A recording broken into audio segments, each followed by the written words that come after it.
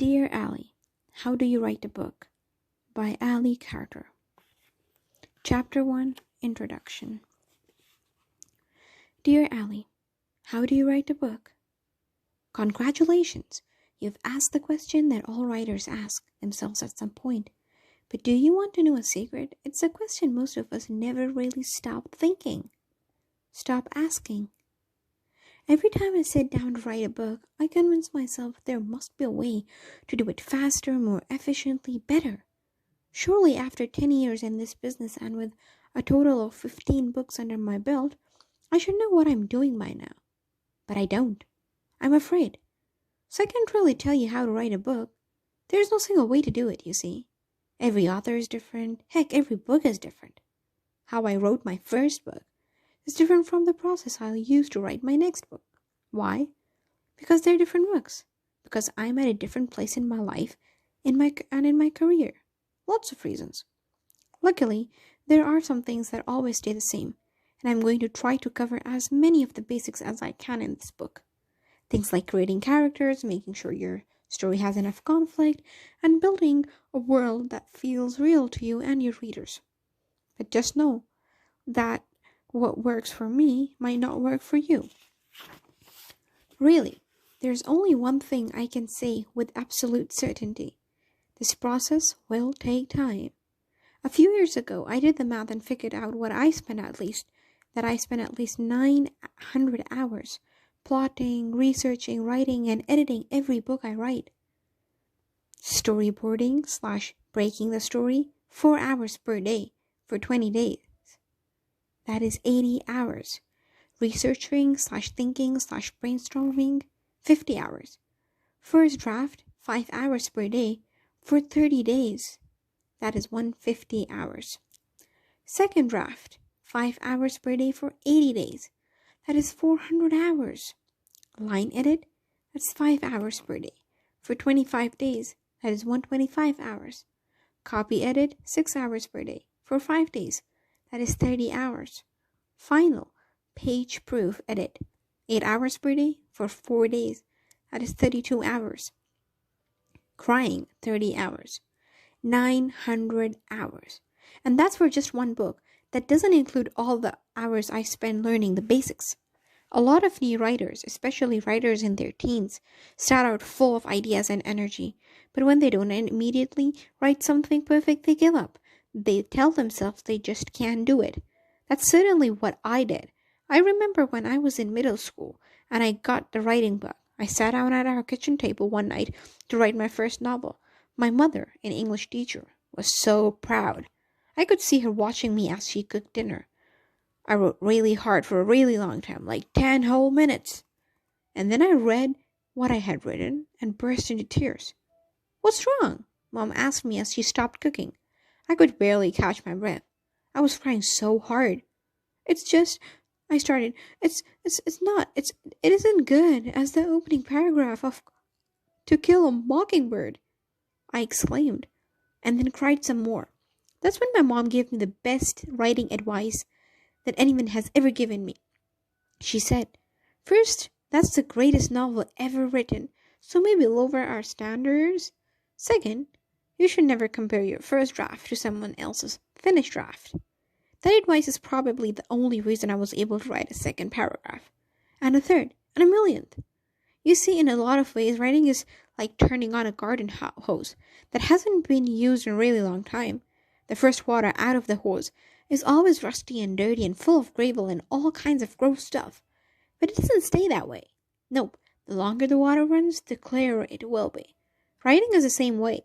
The first paragraph that I wrote at our kitchen table was dirty water. The story that went with it was dirty water too. So were the 4 screenplays I wrote in college and the 6 short stories I wrote after grad school, and the first book I wrote, which to this day has never been published. Even now, the first draft of every book I do is my dirty water draft, and that's okay. No one gets to do the good stuff right away. No. To get to the good stuff, you have to let the water run. Writing takes time. It takes work. It takes putting in the hours, sometimes more than 1,000 of them, to get the story of the characters and the words just right. You have to put in the time, is what I'm trying to say. And that time is up to you to find it, to use it, to make the most out of it. Because this writing thing, it's optional. It's something you do because you want to do it. It's something you do because you like to do it. It has to be something that you do for you. Because ultimately the answer to your question, how to write a book, is this. You write a book by putting yourself in a chair and not getting up for approximately 900 hours. How did you come up with the idea for this book? Writing isn't just what I do for a living. It's what I do. Most writers are the same. We've always dabbled or scribbled or played around with stories and words. When I was in middle school, I started wanting to be a writer. But there weren't a ton of good resources available in the small library in my small town. As I got older, I came across some really amazing books about the craft and business of writing, like On Writing by Stephen King, Bird by Bird by Annie Lamott, and Screenplay by Sid Field, all of which I highly recommend. I also had the opportunity to join some great organizations and online communities and attend some fantastic conferences. Most of all, I've been lucky enough to get to know some of the best writers in the world. And whenever two or more of us get together, inevitably, we will all get to talking about characters and plots and all our favorite tricks. Not to mention the mistakes we hope we never make again. Which is why whenever I'm at a book festival or tour stop or school visit and someone says, I'm writing my first book, do you have any advice? I want to scream. Yes, I do. I have so much advice. But it's hard to answer in a few sentences. What? In a way, I've been learning to do my whole life. What I'm still learning to do.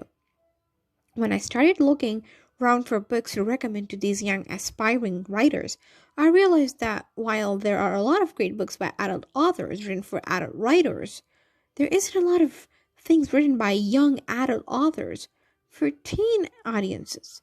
So that's what I'm doing this, to change that. Do you have to get a good grades in English class to be a great author? This is an interesting question, and the short answer, I suppose, is not exactly. Were most authors pretty good at English in school? My guess is yes, but no publisher is going to ask to see your report card before they offer you a contract. No. What they're going to ask to see is your book. Is your book good? Does it have compelling and interesting characters and a well-placed plot and a vivid world? Those are the questions that are going to matter most. But there will be other questions too. Like, does this person make silly grammatical mistakes? Is she so obsessed with sounding smart that she uses words she obviously doesn't understand? Is he the kind of person who is going to send out a really important letter without proofreading it first? Ultimately, publishing is a professional business. You will be expected to write and speak professionally. And let's not forget, English classes aren't just about writing. A lot of times, they are also about reading. And the ability to read carefully and thoughtfully is absolutely essential for anyone who wants a career in this business. So even though no publisher is going to ask to see your report card, now is the time to develop the skills you're going to need down the line. Just like someone who wants to be a doctor needs to pay attention in science class, and someone who wants to be an engineer needs to take good notes in physics. Writers pay attention in English class, almost as if our job depends on it, because it kind of does. I always seem to run out of story before my work approaches book length. How do I craft a story that can go to the distance? First, it's great that you've already started writing. That's the first step.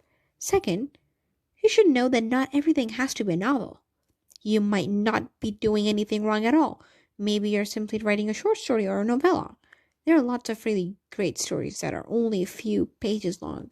And I think in the beginning, the most important thing is that you actually finish what you start. So if your story is finished after a few pages, that's fine. But if you think you're ready to try to do something longer, this section might be able to help you with that. First, I'm going to assume that you've read a lot of books. If you haven't, then take my word for it. Your first job is to read a lot of books. Do you have an idea how many people tell me, so you're an author, I'm going to write a book someday? And then when I ask them what books they like to read, They almost always reply that they don't have time to read a book. Then how are you going to have a time to write a book? I want to scream. So if you take the time to read, you're already way ahead of the game. Read funny books and serious books. Read long books and short books. Read bestsellers and award winners and dusty books in your school library that only your librarian has ever read. Read everything. If you're already doing this, awesome. But your new assignment is to stop reading like a reader and start reading like a writer. How do we writers read? We pay attention to details, to what is and isn't on the page, what happens, when does it happen, why does it happen. So how do you do this? It's actually pretty easy and fun. Step 1, pick up your favorite books. Step 2, get ready to take some notes. Step 3, start reading. Step 4, as you read, make a list of every big thing that happens. Your job here is to identify all the scenes. For example, if you're reading Harry Potter and the Sorcerer's Stone, your list might start like this. Dumbledore shows up on private drive. Hagrid brings baby to Harry to the Dursleys. Harry wakes up in the cupboard under the stairs on Dudley's birthday. Harry talks to a snake at the zoo, etc., etc. Step 5. After you've finished writing down all the scenes from your favorite book, take out a fresh piece of paper and do the same thing for the story you're writing. Step 6. Put your two lists side by side and compare them. My guess is that the list for your favorite book is going to be a lot longer than the list for your book. But you already knew that, didn't you? The point of this exercise is to illustrate your problem isn't that your book doesn't have as many pages. Your problem is that your book doesn't have as many scenes. Again, it's possible that your story is just smaller. Instead of taking us all the way to magic school and thwarting a terrible villain while saving unicorns and flying around on brooms, maybe you told a story of a kid who blew up his science lab one day. If that's the case, you've written a short story, which is great. Go you. The only way to turn that into a novel is to have that be the opening scene of a much bigger story. Maybe by blowing up the science lab, he turns the class hamster to a dragon that gets loose in the city and he and his friends have to save it. Maybe he opens up a hole in the floor that leads to a secret world beneath the school. Maybe he switches body with his twin sister. You get the idea. Something else has to happen. More things have to go wrong. Your characters need more hurdles to jump, more dead ends, more false starts. You need more conflict, and you need more scenes to resolve all that conflict. Look at your list again. This time I want you to mark every time the character in your favorite book had something go wrong. Now do the same for your story. That's why your story is so much shorter.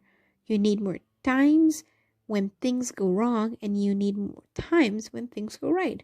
You need more conflict. You need more scenes. How do you keep things unique? Please, soon as I come up with a good idea, I read a book that has the same general thing happening in it. It seems like every idea or concept I come up with has already been done.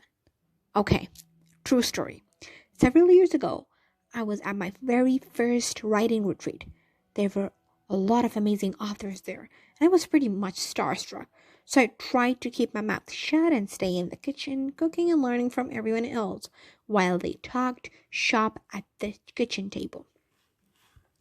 While Holy Balak started talking about her next book, my ears perked up. Then I started freaking out. You see, the day before I'd left for the retreat, I turned in a draft of my book, High Society, about a girl named Kat who grew up in a family of criminals but then cons her way into an elite boarding school in order to try to steal a normal life.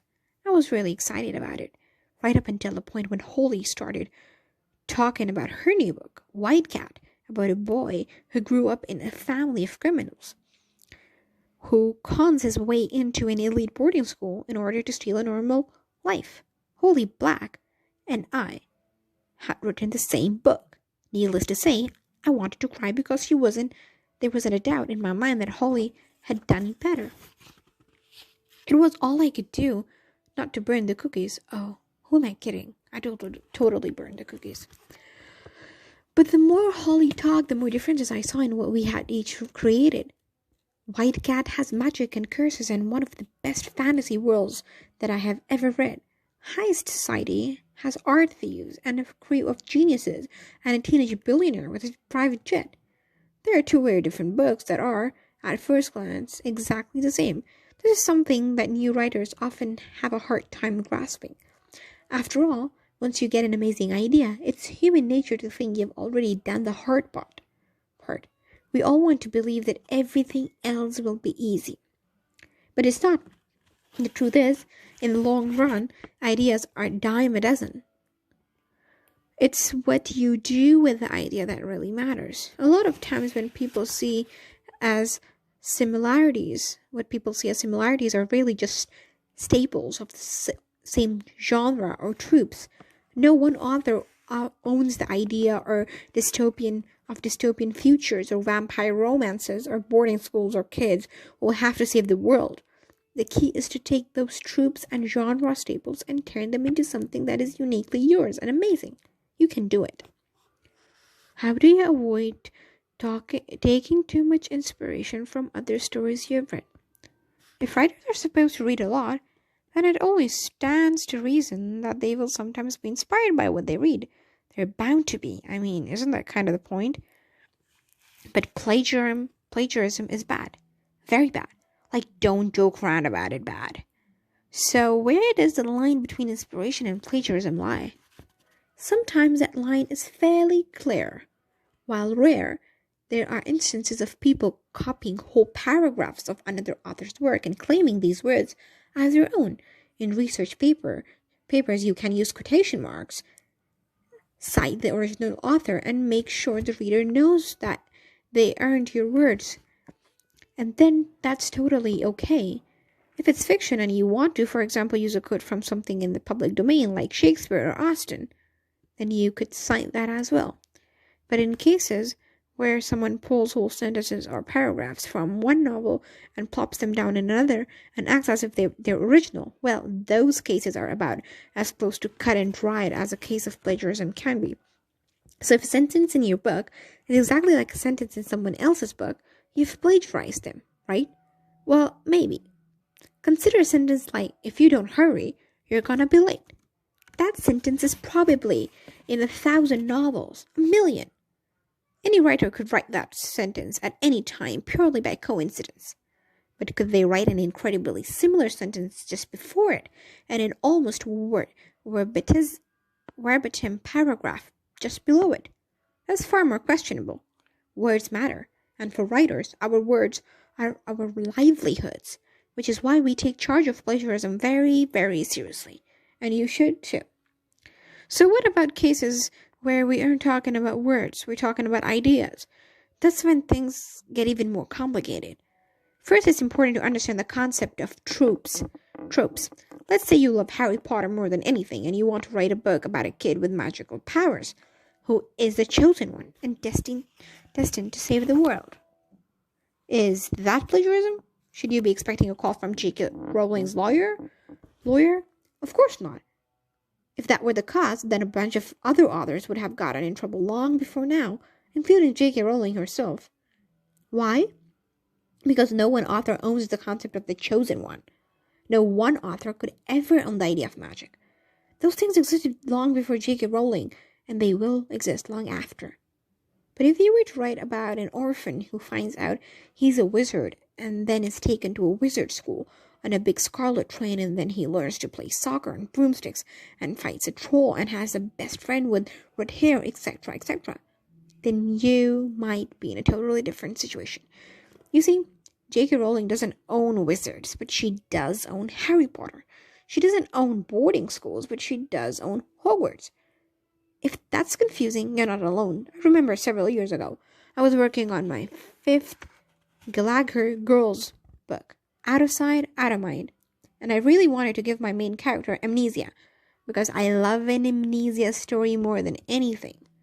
But one of my favorite TV shows of all time, Alias, had done a spy with amnesia storyline not long before, so had the Born Identity and a movie called The Long Kiss Goodnight, and probably several others. I was talking with my friend Jennifer Lynn Barnes, telling her how I really wanted to give my heroine amnesia, but I couldn't because Alias had already done it. So, Jen said, "So I don't want to plagiarize all those other stories," I told her. Then Jen said something that really made the pieces fall into place for me. If you can name a half a dozen stories that have already done it, then you aren't plagiarizing any of them, just writing a troupe of the genre. So yes, read. Read a lot, watch movies, binge TV, develop comic books, get inspired, get exposed to things you never knew existed, or things you never knew you loved. That's what reading is for. Then take your new love of boarding schools or magic sports or amnesia and write about them. Most important, make these tropes your own and put your own spin on them. Because at the end of the day, it doesn't matter where your inspiration comes from. It matters what you do with it. In your professional opinion, what is the right age to begin a writing career? Author hears questions like this a lot. There are so many teens out there who love writing and want to make a career of it. They want to make a career of it right now. And I can't blame them. It's a great career. But so many teens want to jump right to the getting published part, which is why I do tackle the "will publishers take us seriously if we're just teens?" question in the publishing your book section a little later. I like how this question is worded, though. What is the right age to begin a publishing career? The answer is, whatever age you are right now is the right age to start your career. Why? Because your career starts with writing. You can't query an agent for a book you haven't written. You can't get a publisher for a book you haven't written. You can't promote or market or sell movie rights to a book you haven't written. And writing a book that's worth publishing takes time. Lots and lots of time. And practice and heartbreak. And probably more than a few missteps and false starts. You might not get published in your teens, but that's a great time to begin your career. It's a great time to start writing.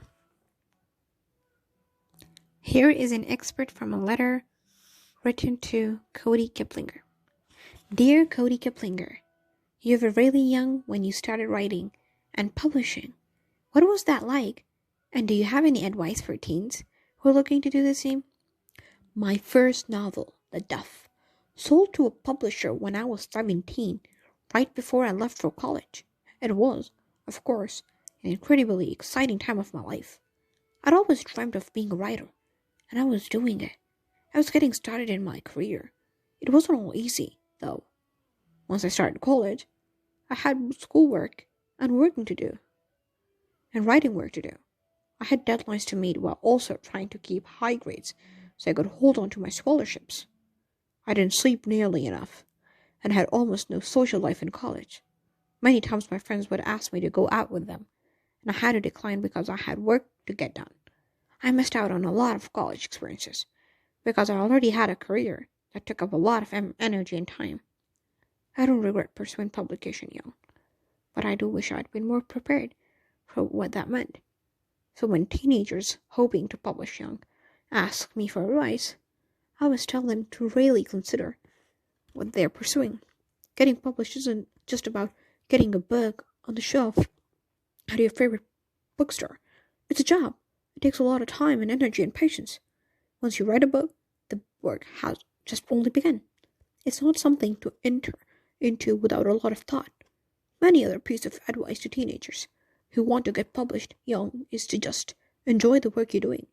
If you're only writing to get published, you'll kill your passion for it early. Once you sell a book, there's a lot of pressure. There are edits and deadlines, and all sorts of other work to be done. So before you get there, have fun. Enjoy drafting. Remind yourself every day why you love to write. Take risks and make mistakes and learn from them all. Don't put pressure on yourself. The world will put enough on you as it is. And start letting writing be something that makes you happy. When you think you're ready to pursue publication, go for it. But until then, let writing be the outlet that brings you joy, not an obligation. Maybe you'll be published as a teenager, and maybe you won't. It's okay either way. What's most important is that the first book you publish be one you love and are proud to have written. End of chapter 1.